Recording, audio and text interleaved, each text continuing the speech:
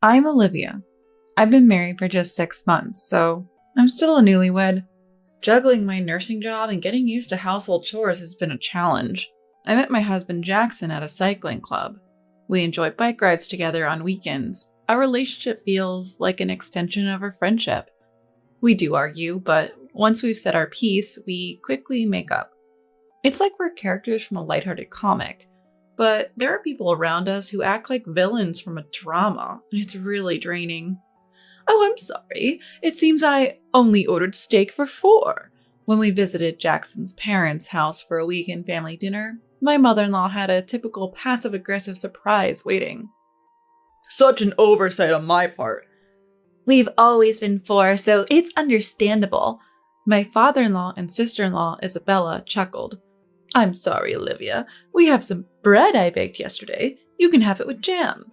Even though she pretended to forget she's pushing leftovers on me, it's unbelievable. This is the 3rd time she's done this. Jackson, who believed his mom's oversights the first 2 times, is now clearly annoyed. I'll eat the bread, Olivia. You have the steak.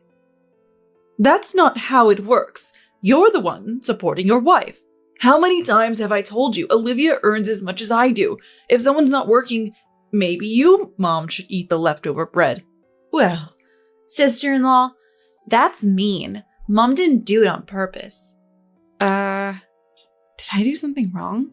That's it. If there's no food for my wife, we're leaving. Why? We can just eat as a family. My family includes Olivia. If you can't understand that, we won't be visiting for a while. Okay, let's split my steak. Olivia, is that okay? No thanks. Ugh! Eating in such an unwelcoming atmosphere feels like torture. We left, shaking off the clingy mother-in-law and Isabella. Thankfully, they hadn't tampered with our belongings. This has been the norm since our wedding. Mother-in-law and Isabella openly harass me while father-in-law smirks. When confronted, they play innocent. They even do it in front of Jackson. I wonder if they're trying to rope Jackson into their mean games. But miraculously, Jackson turned out okay despite his family. The kind-hearted Jackson who initially believed his mom and sister is now fed up with their antics against me. He's clearly on my side. I'm not the submissive type, so I don't feel the need to get along with Jackson's family at the expense of my well-being. I'll stand my ground, which seems to infuriate them even more. Interacting with them is just exhausting. After discussing with Jackson, we decided I wouldn't visit his parents' house for a while. But they had other plans. They can't resist tormenting a daughter-in-law they disapprove of. Hello, sister-in-law. Olivia, how have you been? A month after the steak incident, while Jackson was at work, mother-in-law and Isabella showed up at our place. Isabella, mother-in-law, what brings you here? Don't be so guarded. We're sorry we forgot to order your steak last time. We brought a cake as an apology. Would you like to share it with us? Really? There are 3 pieces. I checked, so don't worry. I really didn't want to, but after all, they're Jackson's family. It's rare for them to apologize, and I don't want to cause a scene and disturb other condo residents. Plus, I'm just off a night shift and I don't have the energy to argue. Reluctantly, I let them in. Wow, it's quite a mess in here. I regretted inviting them in just a minute after. The second round of passive-aggressive comments towards me had already begun. We've been busy with work and didn't expect any guests. You should always keep it clean. Do you want to get Jackson sick? Exactly. Our house is always clean because Mom takes care of it. That's what a wife should do, right? Clean? Sure, whenever I visit my spouse's parents' house, it's spotless, almost unnaturally so. But their closet? Jam-packed to the point the door was half open. I wanted to point that out, but I just wanted them to leave, so I quickly served the cake. If you can't handle housework, why not quit your job? I can. It would be a burden on my coworkers. Don't worry, everything will be fine, even without you, Olivia. How can someone who's never worked say that? Oh, how about moving in with us? I can teach you all the duties of a wife, and I'll even let you work. That sounds great. I'd love to get closer to my sister-in-law. No way. I'd never want to live with them. We're good, just the 2 of us. Oh well, it was a suggestion. What a pity. They surprisingly backed off quite easily. It felt eerie. "Can I use the restroom?" "Sure." Isabella went to the bathroom, leaving me alone with my mother-in-law. "Don't worry about the living together thing. We're family, after all." That's not the point. When Isabella finally came out, they continued their barrage of comments until they finished their cake and finally left. They even had 3 cups of tea each. Closing the front door, I felt a wave of exhaustion. Jackson will be home soon. I need to start dinner. Fighting the urge to lie down, I slowly head into the living room. Distracted by my fatigue and frustration, I didn't notice the bedroom door was left open. "Hey, Jackson." "What's up?" "Do you know where the contents of my red tin are?" "The red tin with the letters from your patients? No idea." I thought so. That night, after my in-laws' unexpected visit, I noticed the contents of a tin in my bedroom were missing. This tin held letters from patients I had cared for. I had been organizing these letters in my bedroom just before they arrived. I was preparing dinner right after they left, so I didn't check the bedroom until bedtime. I had completely forgotten about it. But now, the contents were gone. All that was left was the red tin. I thought maybe I had taken it to the living room, so I searched everywhere but couldn't find it. After a night's sleep, I searched again but still couldn't find it. Then it hit me. Yesterday, Isabella's bathroom break was unusually long. Could it be? I quickly grabbed my phone and called my mother-in-law. "Oh, a call from Olivia, that's rare." Even over the phone, I could tell she sounded oddly cheerful. "I'm sorry, but I can't find a bundle of letters from my patients since yesterday. Do you know anything about it?" "Oh, you've lost something so important, how careless." "I don't know, but I'll ask Isabella." After a while, Isabella came on the line. "Sister-in-law, I'm sorry, I might have thrown it away." "What?" My worst fears were confirmed and I felt sick. "I tidied up your bedroom a bit when I went to the bathroom." "I didn't ask you to." "It was messy and it bothered me." "That doesn't give you the right to go into my bedroom and throw away my things." "I'm sorry, I get so engrossed when I start cleaning. People often tell me I'm naturally eccentric." "What does that even mean?" "Olivia, Isabella didn't mean any harm. It's your fault for not keeping your room tidy in the first place." I can't believe. "I think we should move in together. I can teach you how to clean properly. We're both a bit forgetful, so you must be worried, right? We can support each other." My mother-in-law laughed, and I could hear Isabella laughing in the background. There's no point talking to them. I need to look for the letters. Goodbye. I hung up, feeling defeated. I found it. Opening the bedroom trash can, I found the letters I was looking for, but they were crumpled up, having been forced into the small bin. I carefully spread out each letter, trying to smooth out the creases. I could still read the words, but they were now tainted. These letters were my motivation to continue as a nurse. Some were from people I'd never see again. I felt so sad and angry. I could tolerate their harassment towards me, but this was unforgivable. They trampled on people's feelings, and I could never forgive them. When Jackson heard what his sister had done, he looked devastated. "Maybe we should move far away." "But you have a stable job, and it would be hard to start over in another state. I like my current job, and I have patients I care for. I don't want to give up on everything because of them." "But..." I appreciate Jackson's willingness to even give up his family for me, but we have a powerful ally on our side. "I think I'll talk to Dad." "Your dad? He's a great guy, but..." Jackson looked a bit troubled. It might seem pathetic to rely on a parent, but we had no choice. I want to show them what naturally eccentric really means. After convincing Jackson, I called my dad. A few days later, without any notice, Jackson and I visited my in-laws. What's this sudden visit? Decided to move in? At the entrance, my mother-in-law greeted us with a smug smile. "No way," Jackson retorted, clearly annoyed. Unable to comprehend his frustration, Isabella and father-in-law piled on with their self-centered remarks. "Living together would make everyone happy, don't you think?" "We're making a generous offer here, and you two are just being stubborn. You see, a daughter-in-law should..." "A daughter-in-law should what?" "Huh?" A deep voice suddenly interrupted, causing everyone to flinch. From behind us, my dad slowly emerged. "It's been a while, hasn't it? Since Jackson and my daughter's wedding." Yes, it has." Father-in-law took a step back. My dad, with his bear-like stature and fox-like sharp gaze, was intimidating even to those who knew him.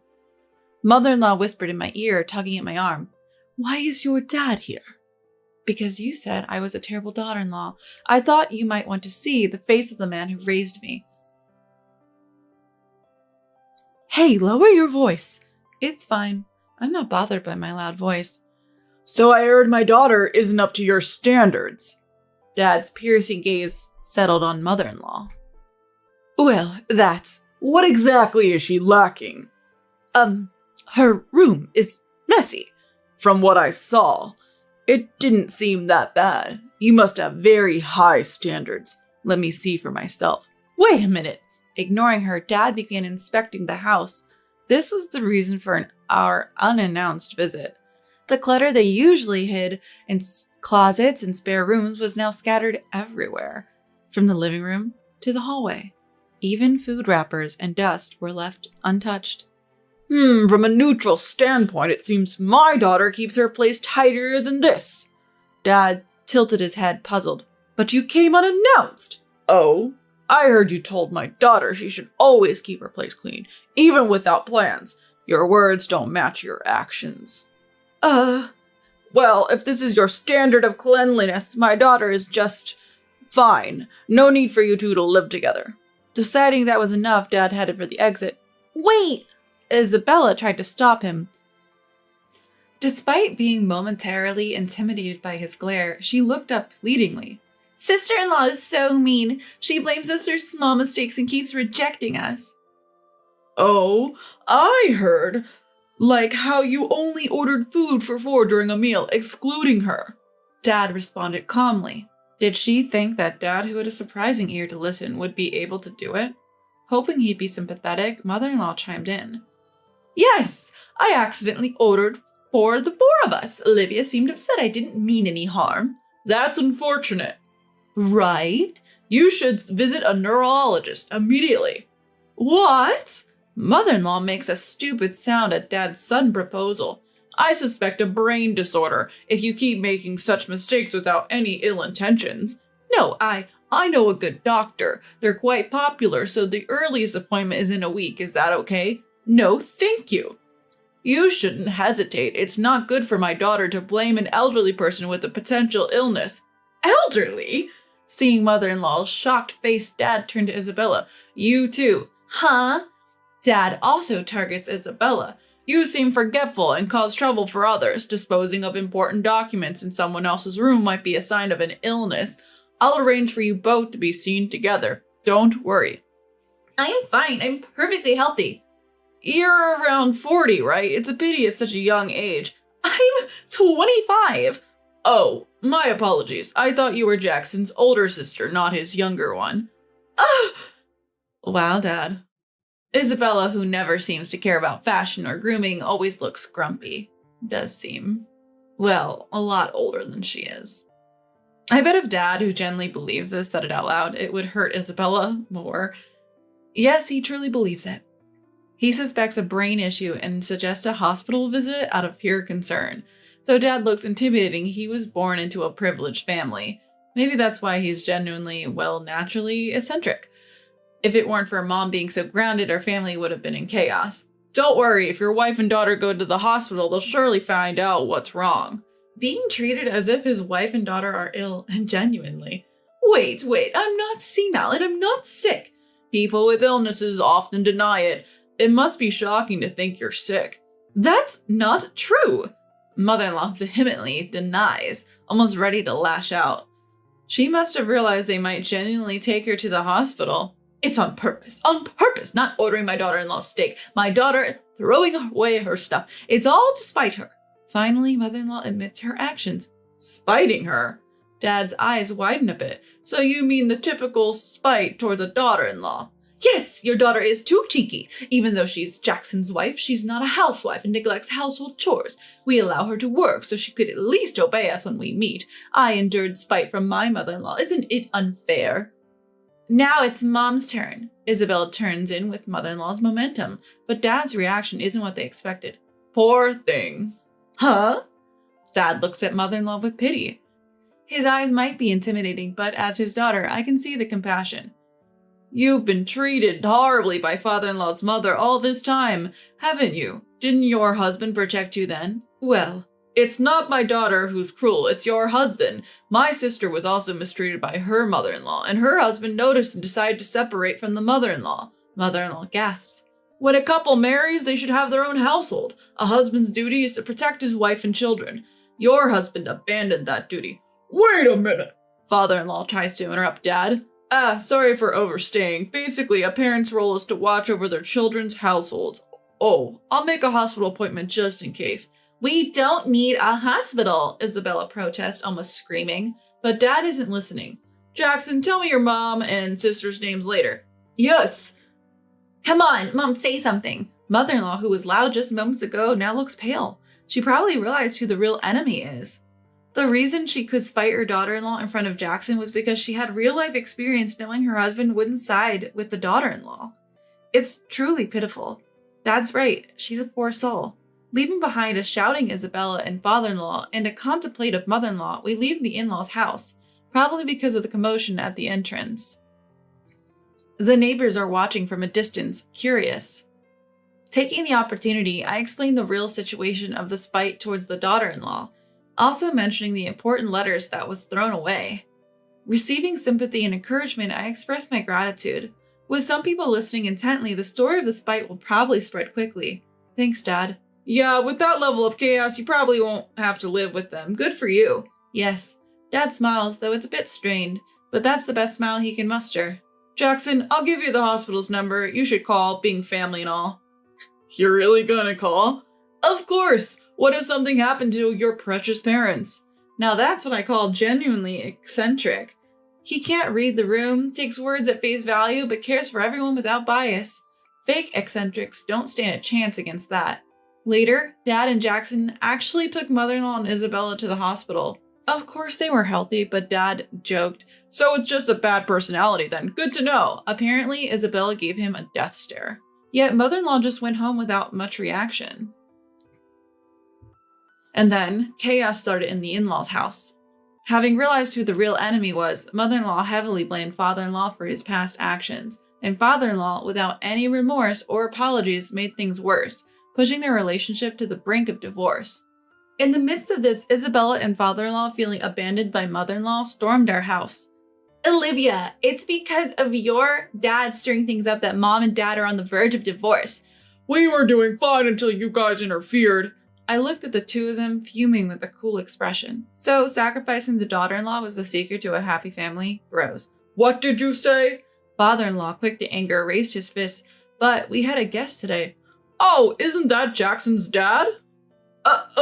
It's my dad. Are you here to spite the daughter-in-law again? Is it that fun? Does it release a lot of dopamine? Isabella, if you keep this up, you'll get more wrinkles and look even older. Shut up. See, getting angry isn't good. Dad looked down at Isabella with genuine concern, and being oblivious to how this might hurt her pride is so typical of my dad. Oh, I know someone hosting an anger management workshop. Interested? I suggested, and Dad's face lit up. Oh, that sounds great. Let's book it right away. Enough is enough. Isabella, on the verge of tears, yelled as she dragged father-in-law away. I doubt they'll ever storm our house again. Dad just happened to be here today, bringing back souvenirs from his trip with Mom. I felt bad for dragging him into this. Why are you so obsessed with spiting the daughter-in-law? There are so many fun things in the world. Dad genuinely wondered. They just think differently from you, Dad. I see. Are you okay, Olivia? If you're worried, you can always move in with us. I'll pass on that offer. I knew it was a genuine offer out of concern, but living with my well-meaning but eccentric dad might be too much for Jackson. Sometimes distance helps maintain a good relationship. It's okay. Jackson's on my side. That's reassuring. We'll work hard together so you won't have to worry, Dad. Jackson and I are solid, because unlike mother-in-law and her family, we've a bond that they lack.